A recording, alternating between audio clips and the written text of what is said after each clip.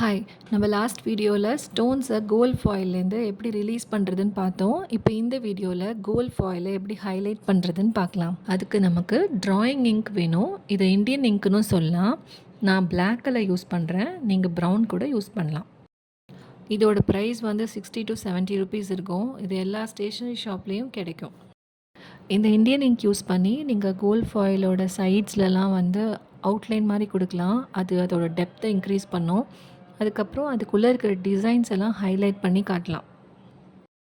அதுக்கப்புறம் Indian ink வந்து சீக்கிரமாக ட்ரை ஆகிடும். ஸோ நீங்கள் டைரெக்டாக பாட்டில்லேருந்து யூஸ் பண்ணிகிட்டு இருக்கக்கூடாது. கொஞ்சம் தனியாக நீங்கள் எவ்வளோ பெயிண்ட் பண்ண போகிறீங்களோ அந்த இங்கை எடுத்து பேலட்டில் வச்சுக்கிட்டு அதுக்கப்புறம் பாட்டிலை டைட்டாக க்ளோஸ் பண்ணிவிடுங்க. நீங்கள் பெயிண்டிங்கில் எங்கெங்கெல்லாம் ஹைலைட் பண்ணணும்னு நினைக்கிறீங்களோ அங்கெல்லாம் இந்த ப்ரஷ் யூஸ் பண்ணி நீங்கள் வந்து ஸ்ட்ரோக்ஸ் வரைஞ்சி முடிச்சுருங்க.